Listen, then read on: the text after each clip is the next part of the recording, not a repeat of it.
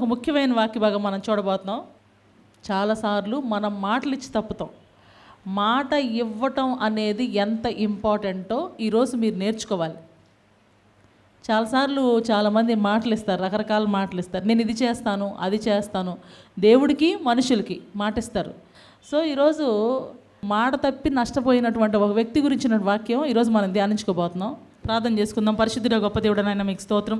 ఇదిగో ప్రభా, మీ వాక్య భాగాన్ని మేము ధ్యానించుకోబోతుండగా మీ వాక్య భాగాన్ని వెత్తబోతున్నటువంటి నా పెదవులను తాకి, నా నాలుకను తాకి, నన్ను మీ పరిశుద్ధమైన అగ్నితో దహించి మాటలు నావిగా కాక మీవిగా, మీ నోటికలు ఒక బోరగా మాత్రమే వాడుకోమని, వినగల చెవులను, గ్రహించగల మనసులను, అర్థం చేసుకోగల హృదయాలను యేసు నామంలో రిలీజ్ చేస్తూ యేసయ్య పరిశుద్ధ నామంలో ప్రార్థించి వేడుకుంటున్నాను తండ్రి, ఆమేన్. ఇక్కడ ఒక మాట చెప్తా ఉన్నారు. దేవుడు, యెహోవా దేవుడు. యేసు ప్రభు మామూలుగా ఉపమానాలు చెప్పడం మనం చూస్తూ ఉంటాం. కానీ ఇక్కడ యెహోవా దేవుడు చెప్తున్నటువంటి ఉపమానం ఇంగ్లీష్లో కనుక మీరు చూస్తే రిడిల్ అండ్ ప్యారబుల్ అని ఉంటుంది. రిడిల్ అండ్ ప్యారబుల్ అని ఉంటుంది. రిడిల్ అంటే ఇట్స్ ఎ పజిల్, ప్యారబుల్ అంటే ఒక స్టోరీ. ఇందులో ఒక పజిల్ ఉంది, అట్లాగే ఒక స్టోరీ కూడా ఉంది. దీన్ని ఈరోజు మనం చదువుకోబోతున్నాం. యెహోవా దేవుడు చెప్తున్న కథ వింటున్నాం ఇప్పుడు మనం. జాగ్రత్త. ఇక్కడ చూస్తే యేసు ప్రభు చెప్పిన కథలు వినటం వరకు ఓకే. యెహోవా దేవుడు కథ చెప్తున్నారు, ఆ కథ మనం వింటున్నాం. ఇక్కడ ఏం చెప్తున్నారంటే, ఇక్కడ ఒక కథ చెప్పమంటున్నారు ఇశ్రాయేలుకి. చెప్పమని ఇక్కడ ఏం చెప్తున్నారు? నానా విధముల విచిత్ర వర్ణములు గల రెక్కలను, ఈకలను, పొడుగైన పెద్ద రెక్కలు గల ఒక పక్షిరాజు లెబానోను పర్వతమునకు వచ్చి ఒక దేవదారు వృక్షపు పైకొమ్మను పట్టుకొనెను. దేవదారు వృక్షం యొక్క పైకొమ్ముని ఒక పక్షిరాజు అంటే ఏంటి? ఈగిల్, గద్ద పెద్దది వచ్చి పట్టుకుంది. ఆ గద్ద స్పెషాలిటీ ఏంటంటే డిఫరెంట్ కలర్స్ ఉన్నాయి. డిఫరెంట్ కలర్స్ ఉన్న ఈకలు ఉన్నాయి. అంటే భలే బ్యూటిఫుల్గా ఉంటుంది. ఆ గద్ద వచ్చి పట్టుకొని అది దాని లేత కొమ్మల చిగుళ్లను త్రుంచి వర్తక దేశమునకు కొనిపోయి వర్తకులున్న ఒక పురమందు దానిని నాటెను. ఒక దగ్గర తీసుకుపోయింది, అక్కడ తీసుకెళ్ళి అది నాటేసింది. నాటిన తర్వాత మరియు అది దేశపు విత్తనములలో కొన్ని తీసుకొని పోయి గన్నేరు చెట్లను నాటినట్లు విస్తారము పారు నీరు కలిగి బహుగా సేద్యము చేయబడిన భూమిలో దాన్ని నాటను. ఇక్కడ కానీ చూస్తూ ఉంటే ఈ పక్షిరాజు ఏం చేసిందంటే లెబానోను పర్వతానికి వచ్చి దేవదారు వృక్షపు పై కొమ్మను, జాగ్రత్తగా చూసుకోండి, పై కొమ్మను పట్టుకుంది. అంటే ఒక బ్రాంచ్లో ఒక పార్ట్ని పట్టుకుంది. పట్టుకున్న తర్వాత అదేం చేసిందంటే అది దాని లేత కొమ్మల చిగుళ్లను త్రుంచి, పై కొమ్మను పట్టుకుంది అంతే, పై కొమ్మను తొంపల చూడండి ఒకసారి, చిగుళ్లను త్రుంచి వర్తక దేశమునకు కొనిపోయి వర్తకులున్న ఒక పురమందు దానిని నాటిను. ఒక చోట మంచి బాగా బిజినెస్ సెంటర్లో, అంటే మన ముంబై లాగా అలాంటి చోట నాటింది. నాటిన తర్వాత మరియు అది ఆ దేశ విత్తనముల్లో కొన్ని తీసుకొని పోయి, గన్నేరు చెట్లు ఎక్కడ పడితే అక్కడ నాటి అవతల పడేస్తారు. అందుకని ఆ గన్నేరు చెట్లు లాగా నాటినట్లు విస్తారమైన పారు నీరు కలిగి బాగా సేద్యము చేయబడిన భూమిలో. అంటే తీసుకెళ్ళింది ఏ విత్తనాలో మనకు తెలియదు, ఏ విత్తనాలో తెలియదు. తీరా అక్కడ ఏమొచ్చినాయి? ద్రాక్ష చెట్టు వచ్చింది. సో దేవదారు అంటే సెడర్ అది వేరు, అట్లాగే ఇక్కడ ఉన్నటువంటి ద్రాక్ష చెట్లు కూడా వేరు. ఇక్కడ చూడండి, దాని తర్వాత చూడండి, అది చిగిర్చి పెరగక, చదవండి, కంటిన్యూ చేయండి. దాని కొమ్ములు ఆ పక్షిరాజు వైపునకు అల్లుకొనుచుండెను, దాని వేర్లు క్రిందికి తన్నుచుండెను. అలాగున ఆ ద్రాక్ష చెట్టు శాఖోపశాఖలుగా వర్ధిల్లి రెమ్మలు వేసెను. అసలు ఒక సింపుల్ విషయం, ఎక్కడైనా సరే పక్షిరాజు వైపు కొమ్ములు ఏముంటాయి? పక్షిరాజు ఏమన్నా ఒక దగ్గర గురిగా ఉంటుందా? ఉండదు. పక్షిరాజు ఎక్కడ ఉంటుంది? దాని ప్లేస్ ఎక్కడ? బండ సందుల్లో ఉంటుంది, కొండల మీద ఉంటుంది, దగ్గర ఉండదు. ఆ దగ్గరుండని పక్షిరాజు వైపు కొమ్మలు పాకుతున్నాయి అంటే ద్రాక్షవల్లి ఎంత హైట్ అయింది? ఇక్కడ ఏం జరుగుతున్నాయి అంటే ద్రాక్ష చెట్టు ఎంత చెట్టు, ఆ చెట్టు ఎంత అయిందో చూడండి ఒకసారి. ఇప్పుడు జాగ్రత్త చూడండి. అది చిగిర్చి పైకి పెరగక విశాలముగా కొమ్మలతో అల్లుకొని గొప్ప ద్రాక్షవల్లి ఆయను, దాని కొమ్మలు ఆ పక్షిరాజు వైపున అల్లుకొనుచుండెను, దాని వేళ్ళు కిందకి తన్నుచుండెను. అలాగున ఆ ద్రాక్ష చెట్టు శాఖలుగా వర్ధిల్లి రెమ్మలు వేసెను. విస్తారంగా ద్రాక్ష చెట్టు విస్తారంగా పెరిగిపోయింది, అంటే అభివృద్ధి పరచబడింది, బ్లెస్ అయిపోయింది. చదవండి, కంటిన్యూ. పెద్ద రెక్కలును విస్తారమైన ఈకలను గల ఇంకొక గొప్ప పక్షిరాజు కలడు. ఆ చెట్టు శాఖలను బాగుగా పెంచి బహుగా ఫలించు మంచి ద్రాక్షవల్లి అగునట్లుగా అది విస్తార జలములు గల మంచి భూమిలో నాటబడి ఉండినను ఆ పక్షిరాజు తనకు నీరు కట్టవలనని తన పాదుల కాలువలో నుండి అది ఈ పక్షి తట్టు తన వేళ్లను త్రిప్పి తన శాఖలను విడిచెను. ఇక్కడ ఏం చేస్తుంది ఈ చెట్టు? ఎప్పుడైనా చెట్టుకు సొంత బ్రెయిన్ ఉంటుందా? ఉండదు. మనం ఏం చేస్తే పాపం దాని అది అడ్డగోలు పెడితే కత్తిరి చవతలు పడేస్తాం. ఈ చెట్టు ఏం చేస్తుంది? ఒక పక్షిరాజు తీసుకొచ్చి చెట్టు నాటారంట. చెట్టు నాటితే ఫుల్ ఫ్లెడ్జ్డ్గా వర్కౌట్ అయిపోయింది, బాగా అయిపోయింది. ఇంతలో సడన్గా ఇంకొక పక్షిరాజు మనకి ఇక్కడ సడన్గా ప్రత్యక్షమైంది. ఈ పారబుల్లో 2 పక్షిరాజులు ఉన్నాయి. ఒక పక్షిరాజు ఏమో చెట్టుని తీసుకెళ్ళి నాటింది, బాగా బ్లెస్ చేయించింది, బాగు చేసింది. రెండో పక్షిరాజు సడన్గా ప్రత్యక్షమైంది. ఎక్కడి నుంచి వచ్చిందో తెలియదు. ఈ ద్రాక్షవల్లికి ఆ పక్షిరాజు మీద మనసు పుట్టేసింది. ఈ పక్షిరాజు దాన్ని చూసి మనసు పుట్టేసి దాని వైపు తిరిగిపోయి దాని వైపు వెళ్తా ఉంది. ఇది స్టోరీ. యెహోవా దేవుడు చెప్పి యెహెజ్కేలుకి చెప్పిన స్టోరీ ఇది. మైండ్ తిరిగిపోయి ఉంటుంది యెహెజ్కేలుకి. ఎందుకంటే యేసు ప్రభు కథలు చెప్తారు, ఎంత హాయిగా ఉంటుంది, ఎంత హాయిగా ఉంటుంది. తప్పైన కుమారుడు కదా, లేకపోతే లాజరు ధనవంతుడి కథ, అన్ని మంచి మంచి కథలు ఈజీగా అర్థమైపోతాయి. చిన్నపిల్లలు సండే స్కూల్లో కూడా అర్థమవుతాయి. మనకే అర్థం అవడమే ఉంది. ఈ కథ చూస్తుంటే ఆ పక్షిరాజు ఎవరు, ఈ పక్షిరాజు ఎవరు, సడన్గా వీడు ఎక్కడి నుంచి వచ్చాడు, వీడి మధ్యలో ఎట్లా ప్రత్యక్షం అయిపోయాడు, మనకేమి ఎవరికైనా ఏమైనా అర్థమైందా?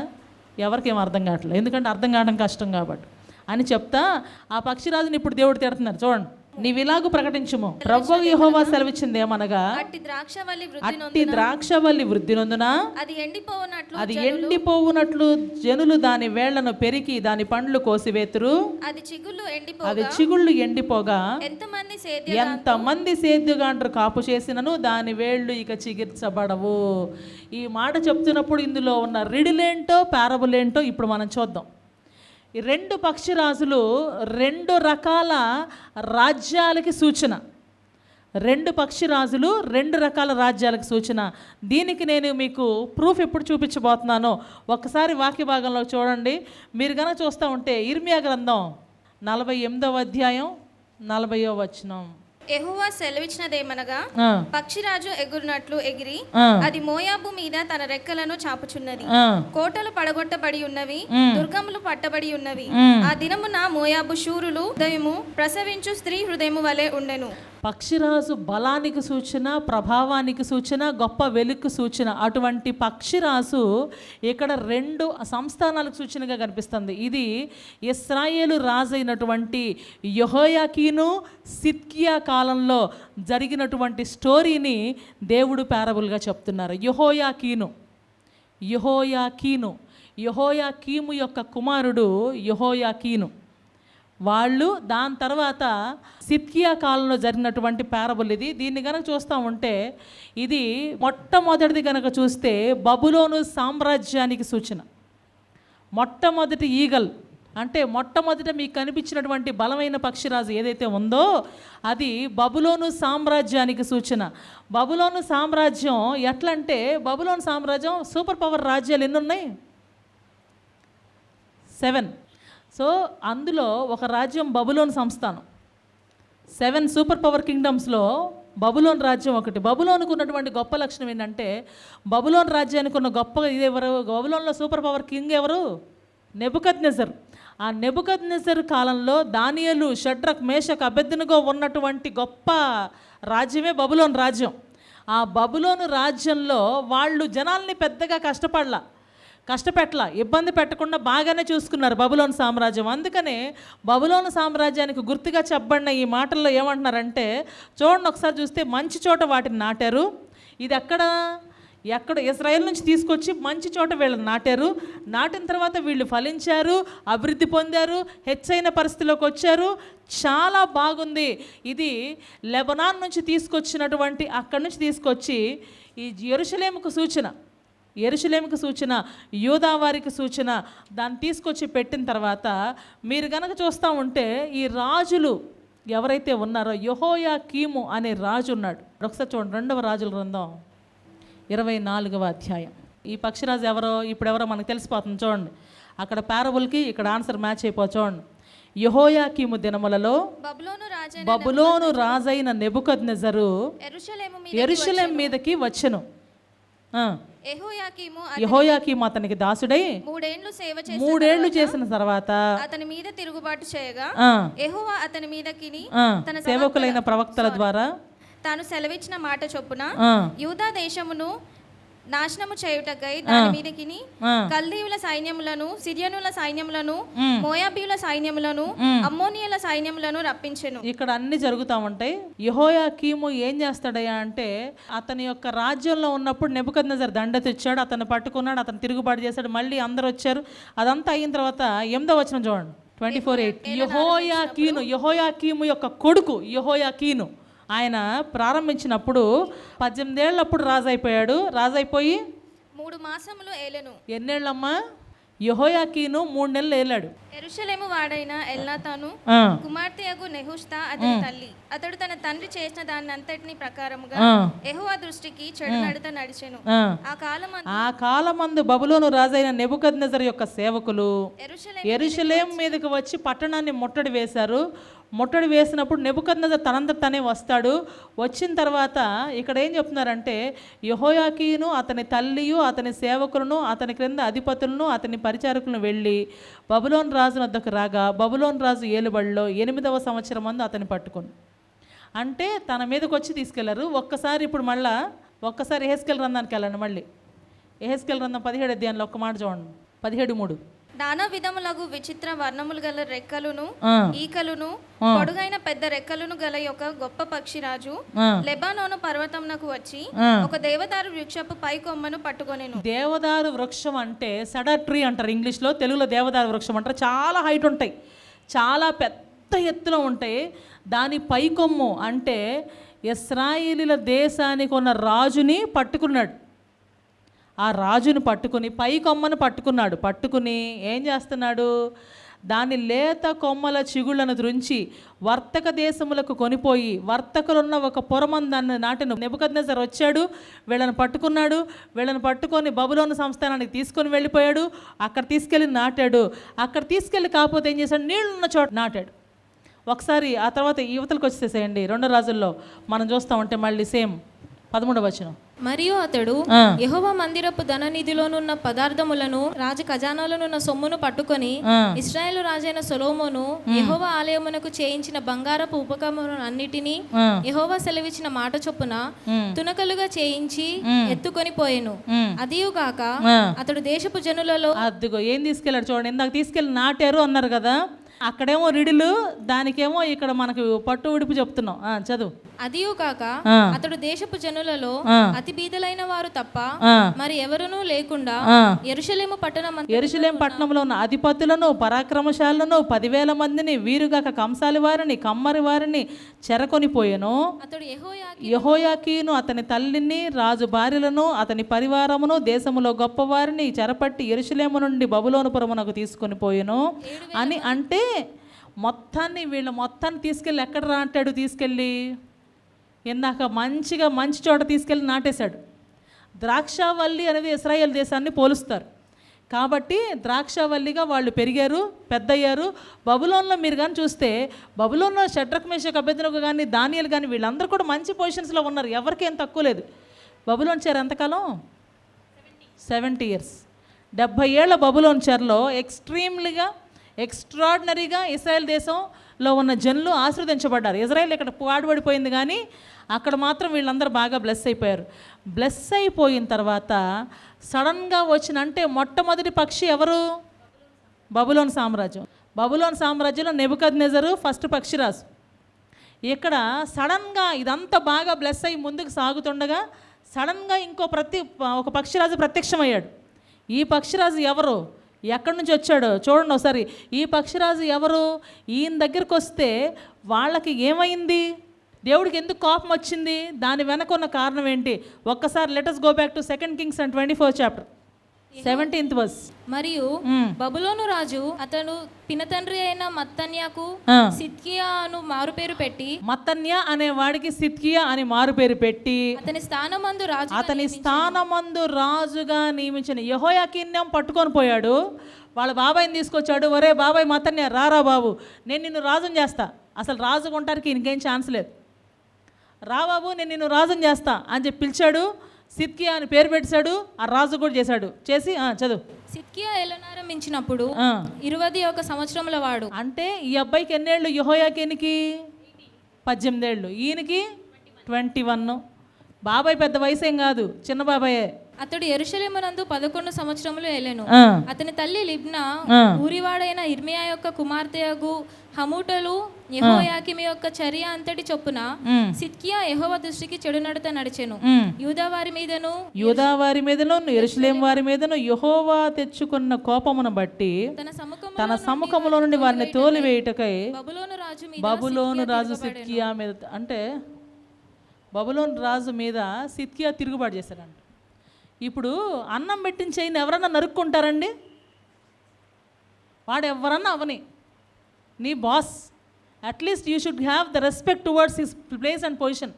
నీ బాస్ ఎవరైతే ఉంటారో, అది ఉద్యోగం అవనియండి, బిజినెస్ అవనియండి, దేవుడు ఒక మాట చెప్తాడు, ముష్కరులైన మీ యజమానులకు లోబడి ఉండుడి. మంచి బాస్ ఉంటే లోబడి ఉండటం కాదు, వాడు దుర్మార్గుడు, వాడు నీకు అన్నీ అన్యాయం చేస్తాడు, అయినా కూడా వాడికి లోబడి ఉండు. ఇది దేవుడు చెప్పే మాట. మీకైనా నాకైనా ఒకటే రూల్. సో ఏం చేస్తున్నారు ఇక్కడ? ముష్కరులైనటువంటి ఈ పరిస్థితుల్లో వాళ్ళకి లోబడి ఉండమంటే సిద్కియాని తీసుకొచ్చి రాజు చేస్తే రాజు మీద తిరగబడ్డాడు సిద్కియా.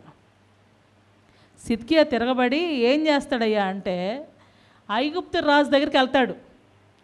ఐగుప్తు రాజు దగ్గరికి వెళ్ళి నువ్వు నాకు హెల్ప్ చేయి అని చెప్పి వెళ్తాడు.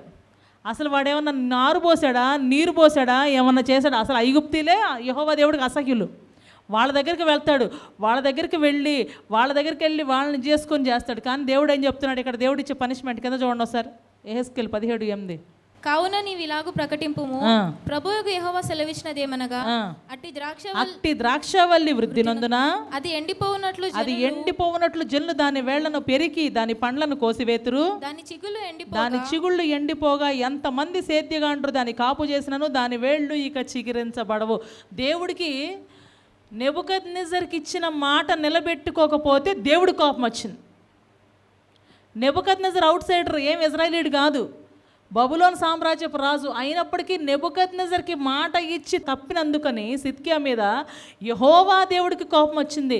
ఇక మనం ఎంత కరెక్ట్గా ఉండాలి మాట దగ్గర? ఎవరైనా, మీరైనా, నేనైనా, ఎవరైనా రూలే. తన్నులు తగలకుండా ఉండాలంటే మాటలు తప్పకుండా ఉండాలి. ఏమేన్? అందుకని మీరు ఇప్పుడు చదవండి, దాని గురించి కానీ చదువుతూ ఉంటే నిజంగా భలే బాధేస్తుంది. ఆ మతన్య అనేవాడు ఈ పరిస్థితికి వచ్చాడు. అదే మీరు చూస్తూ ఉంటే 2 రాజులు 25 చూడండి ఒకసారి. అతని ఏలుబడిలో 9వ సంవత్సరమందు 10వ మాసము 10వ దినమందు బబులోను రాజైన నెబుకద్నెజరును అతని సైన్యం అంతయును యెరూషలేము మీదికి వచ్చి దానికి ఎదురుగా దిగి దాని చుట్టూను ముట్టడి దిబ్బలు కట్టిరి. ఈ ప్రకారము రాజైన సిద్కియా ఏలుబడి అందు 11వ సంవత్సరము వరకు పట్టణము ముట్టడి వేయబడి ఉండగా 4వ నెల ఆ దేశంలో క్షామం వచ్చేసింది, ఆ దేశంలో కరువు వచ్చేసింది, ఇబ్బంది వచ్చేసింది. ఎందుకంటే ఫుడ్ లేదు, మొత్తం మలమల మాడిపోయారు. ఎందుకని? మనం వెళ్ళి ఐగుప్తీ రాజు దగ్గరికి వెళ్ళాలనుకుంటాడు, ఫరో దగ్గరికి వెళ్తాడు, ఫరోని కావాలని కోరుకుంటాడు. సో కాబట్టి ఇక్కడ ఆ కింద మాటలు చూడండి ఒకసారి, 7వ వచనం చూడండి. సిద్కియా చూచుండగా వారు అతని కుమారులను చంపించి సిద్కియా కన్నులు ఊడదీయించి ఇత్తడి సంకెళ్లతో అతన్ని బంధించి బబులోను పట్టణమునకు తీసుకొని పోయిరి. ఏం చేశాడు సిద్కియా? పెట్టిన చేతిని నరికేశాడు. ఒక కవనెంట్ చేశాడు, నేను నీకు కప్పం కట్టే రాజుగా ఉంటాను, నేను కరెక్ట్గా ఉంటానని చేశాడు. చేసిన మాట తప్పాడు. ఎప్పుడైతే తప్పాడో యెహోవా దేవుడి కోపం వచ్చింది. మీరు ఇంకొక రిఫరెన్స్ చూడండి, ఇర్మియా గ్రంథం 52వ అధ్యాయం 10-11 వచనాలు చూడండి. బబులోను రాజు సిద్కియా కుమారులను అతని కన్నుల ఎదుట చంపించెను, మరియు అతడు రిబ్లాలో యూదా అధిపతులను అందరినీ చంపించెను. బబులోను రాజు సిద్కియా కన్నులు ఉడదీయించి 2 సంఖ్యలతో అతని బంధించి బబులోనునకు అతను తీసుకొని పోయెను. మరణమగు వరకు చెరసాలలో అతను. అంటే ఎక్కడో ఉన్న బాబాయిని తీసుకొచ్చి రాజుని చేస్తే ఈ బాబాయ్ గారు చేసిన పని ఏంటి? అనవసరమైన ఎక్స్ట్రా పనులు చేసి వెళ్ళి వేరే రాజు దగ్గరికి వెళ్ళి, అరే నిన్ను రాజుని చేసావు రాబాయ్, నీకు కొంచెమన్నా దిమాక్ ఉండద్దా? రాజుని చేశారు, రాజుని చేస్తే మరి కృతజ్ఞత కలిగి ఉండాలా లేదా? ఒక ప్లేస్ ఇస్తారు, ఆ ప్లేస్కి ఇచ్చినోడికే వెనకాల తవ్వితే, ప్లేస్ ఇచ్చినోడినే పొడిస్తే ఉపయోగం లేదు. ఇక్కడ ఏం చేస్తున్నాడంటే ప్లేస్ ఇచ్చినోడినే పొడుస్తున్నాడు. పొడిసి ఐగుప్తు రాజు దగ్గరికి వెళ్ళి చేశాడు. దానికి మీకు ప్రూఫ్ చూడండి ఒకసారి, అదే అధ్యాయంలో ఉంటుంది చూడండి. అదే యెహెజ్కేలు గ్రంథం 17వ అధ్యాయంలో మీకు ఆన్సర్ కనిపిస్తుంది, చూడండి ఒకసారి 17-15. అయితే అతడు తనకు గుర్రములను గొప్ప సైన్యమును ఇచ్చి సహాయము చేయవలనని అడుగుటకై ఐగుప్తు దేశమునకు రాయబారులను పంపి బబులోను రాజు మీద తిరుగుబాటు చేశాడు. అతడు వర్ధిల్లునా, అట్టి క్రియలు చేసిన వాడు తప్పించుకొననా, నిబంధనను భంగము చేసెను గనుక తప్పించుకొనడు. ఎవరితో నిబంధన? దేవుడితో చేయలే, మనిషితో నిబంధన చేశాడు. నిబంధన చేస్తే అతడు నిబంధన చేశాడు కాబట్టి తప్పించుకొనడు. ఎవనికి తను ప్రమాణము చేసి దాన్ని నిర్లక్ష్య పెట్టెనో, ఎవరితో తాను చేసిన నిబంధన అతను భంగము చేసెనో, ఎవడు తన్ను రాజుగా నియమించెనో ఆ రాజు నొద్దునే బబులోను పురములోనే అతడు మృతి నొందునని నా జీవము తోడని ప్రమాణము చేయుచున్నాను. ఇదే ప్రభువు యెహోవా వాక్కు. ఇదే యెహోవా వాక్కు. అంటే ఇద్దరు పక్షిరాజులు, రెండు రాజ్యాలకు సూచన. మొట్టమొదటిది ఫస్ట్ పక్షిరాజు బబులోను సామ్రాజ్యం, రెండో పక్షిరాజు ఐగుప్తు సామ్రాజ్యం. ఈ తప్పు చేసినోడు సిద్కియా. యెహోయాకీను ఎగిరిపోయాడు, సిద్కియా మతన్యవాడు వెళ్ళి సిద్కియా అయ్యాడు, రాజు అయ్యాడు. రాజు అయ్యి మాట తప్పాడు, దేవుడు కోపం వచ్చింది, తప్పు చేసినోడిని తీసి అవతల పడేశాడు, చచ్చిపోయాడు. వాళ్ళ ఫలాలు కోసేస్తారన్నారు. ఎవరికైనా వాళ్ళ ఫలాలు ఎవరైనా ఇంటికి వెళ్తే ఏమని అడుగుతారండి? ఎంతమంది పిల్లలు అంటారు, కానీ ఎన్నిళ్ళు ఉన్నాయండి, ఎన్ని ఆస్తులు ఉన్నాయని ఎవరు అడగరు. అడిగినా మనం చెప్పం. న్యాచురల్, అంటే మనకు తెలిసిన వాళ్ళకి, ఇష్టమైన వాళ్ళకి చెప్తాం. కాబట్టి ఈ పరిస్థితుల్లో మనకి ఒక ప్రత్యేకమైనటువంటి విషయాన్ని దేవుడు చెప్తున్న సంగతి ఏంటయ్యా అంటే, ఎవరికైనా సరే మాట ఇచ్చి తప్పకూడదు. అందుకని మాటలు ఈకండి. మాటలు ఇచ్చి తప్పితే ఇబ్బందే. ఇక్కడ రెండు రకాలు, దీనికి ఆత్మీయ అర్థాన్ని ఇప్పుడు మనం చెప్పుకోబోతున్నాం. మొట్టమొదట దీనికి నేను ఫిజికల్గా ఒరిజినల్ మీనింగ్ ఏంటో నేను చెప్పా. ఇప్పుడు దీనికి ఆత్మీయ అర్థం ఏంటో నేను చెప్పబోతున్నా. మొట్టమొదటి పక్షిరాజు మీ సంఘ కాపరికి సూచన. రెండవ పక్షిరాజు మీకు అప్పుడప్పుడు లభించేటటువంటి ఇవాంజలిస్టులు అవనియండి, లేకపోతే ప్రాఫిట్స్ అవనియండి, లేకపోతే మిరకలిస్టులు అవనియండి, లేకపోతే ఇంకా మీ ఇంటికి వచ్చేటటువంటి వాళ్ళు అవనియండి, ఈ కాపర్లకు సూచన రెండో పక్షిరాజు. మొట్టమొదటి పక్షిరాజు అయిన బబులోను సామ్రాజ్యం ఇశ్రాయేల్ అందరినీ కాపాడుకొచ్చింది. రాజులకి పనిష్మెంట్లు సహజమే, కానీ అక్కడున్న వర్తకులందరూ అభివృద్ధి పొందారు, హెచ్చించబడ్డారు, దీవించబడ్డారు, ఆశీర్వదించబడ్డారు. కానీ రెండో పక్షిరాజు అయినటువంటి ఐగుప్తు ఏమీ చేయలేకపోయింది. ఎందుకంటే దేవుని యొక్క ఆజ్ఞ లేదు, దేవుని యొక్క ఆశీర్వాదం లేదు.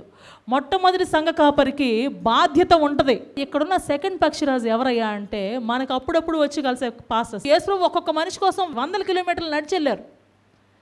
ఆ బాధ్యత లేకపోతే కాపరత్వం లేదు. ఇక్కడ కూడా బబులోను సామ్రాజ్యంలో ఆశీర్వాదం, ఎప్పుడైతే ఐగుప్తుని నమ్ముకున్నారో అక్కడ నాశనం వచ్చింది. ఈ రోజున ఎప్పుడు కూడా మీ సంఘం పట్ల మీకున్న ఫెయిత్ఫుల్నెస్, మీ సంఘం పట్ల మీకున్న విశ్వాసం, మీ సంఘం పట్ల మీకున్న బాధ్యత మీ మీద గొప్ప దీవెనలు తెచ్చిపెట్టుద్ది. Amen, hallelujah. When you are faithful towards your church, God will definitely bless you. When you look forward to others, వెళ్ళండి, నేను కాదనట్లా, బ్లెస్ చేయండి, కాదనట్లా. కానీ వాళ్ళని పూర్తిగా నమ్ముకోవద్దు. ఎందుకంటే వాళ్ళు మీ ఆత్మలకి లెక్క చెప్పరు. వాళ్ళకి మీ మీద బాధ్యత లేదు. మీరు చచ్చినా బతికినా వాళ్ళకేం ఫరక్ పడదు. కానీ ఎప్పుడైతే కరెక్ట్గా ఉంటామో అప్పుడు దీవించబడతాం. సో ఈరోజు దేవుడు మనతో మాట్లాడుతున్నదే, యెహోవా దేవుడు చెప్పినటువంటి రిడిల్, పారబుల్ రెండు కూడా మనం విన్నాం. ఒక పొడుపు కథ వేశారు, అట్లాగే ఒక కథ చెప్పారు. బబులోను ఐగుప్తు పక్షిరాజులుగా పోల్చారు. యెహోయాకీన్ తప్పు చేశాడు, సిద్కియా తప్పు చేశాడు, ఎగిరిపోయాడు. ఈరోజు దేవుడు మనతో మాట్లాడుతున్న మాటలవే. మన జీవితాల్లో ఎంతవరకు నమ్మకంగా ఉంటాం, ఎంతవరకు విశ్వాసంగా ఉంటాం అనే దాన్ని మనం పట్టుకొని ఆయన దగ్గర స్థిరంగా ఉండటం కోసం, దేవుని దగ్గర నిజమైన ఆశీర్వాదాలు పొందడం కోసం అందరూ కూడా తలలు వంచి ప్రార్థన చేసుకుందాం. సకల ఆశీర్వాదాలకు కారణభూతులైన మా ప్రియ పరలోకపు తండ్రి, మీ పాదాలకు వందనాలు, స్తుతులు, స్తోత్రాలు. వాడు నష్టము కలిగినను మాట తప్పడని చెప్పిన రీతిగా సిద్కియా తండ్రి మాట తప్పాడు. ఈ రోజున ప్రభు అన్యాయం అయిపోయి కుమారులను పోగొట్టుకున్నాడు. మేమెవ్వరం కూడా మాట తప్పే వాళ్ళుగా ఉండకుందముగా కేస్తున్నాములో తను.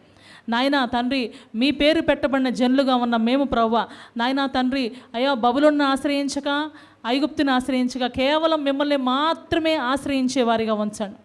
ఈ రోజున ప్రభా 2 పక్షిరాజుల గురించినటువంటి విశేషమైన అంశాలలో ప్రభా మొట్టమొదటి పక్షిరాజు తండ్రి బబులోను సంస్థానం అయితే, 2వ పక్షిరాజు అష్షూర్ అయితే, బబులోను వలన ఆశీర్వాదం వచ్చింది, అష్షూరు వలన నాశనం వచ్చింది. ఈ రోజున ప్రభా ఎవరు తండ్రి వారి సంఘాన్ని, వారి కాపరిని హత్తుకుని ఉండి ప్రభా తండ్రి గొప్పదైన దీవెనల ఆశీర్వాదాలు పొందుటకు సహాయం దయచేయండి. మీ దయ, మీ కృప, మీ కటాక్షం, మీ కరుణ మా మీద సమృద్ధిగా ఉంచి దీవించి వర్ధిల్లింపు చేయమని వేడుకుంటున్నాను. అయ్యా, క్రిస్మస్ సీజన్లో కొద్ది రోజులు ఎంటర్ అవబోతున్నాం కాబట్టి తండ్రి మా ప్రతి ఒక్కళ్ళు కూడా దీవెనకరంగా, ఆశీర్వాదకరంగా, మేలుకరంగా ఉంటకు, మీ నామాన్ని ఘనపరచుటకు సహాయం అనుగ్రహించి వర్ధిల్లింపు చేయమని, ప్రతి సిట్యుయేషన్లో మీరుండి నడిపించి కాచి కాపాడమని యేసయ్య పరిశుద్ధ నామంలో ప్రార్థించి వేడుకుంటున్నాను తండ్రి. ఆమేన్. మన తండ్రి అయిన దేవుని దీవెన, కుమారుడైన క్రీస్తు కృప, పరిశుద్ధాత్మ యొక్క అన్యోన్య సహవాసము ఈరోజు విత్తిన వాక్యం నూరంతలుగా ఫలింపచేసి మనం ఇతరులను ఆశ్రయించక మన సంఘమునకు కట్టుబడి నమ్మకముగా ఉండి గొప్ప దీవెనలు పొందు వరకు సదాకాలము తోడయుండునుగాక. ఆమేన్.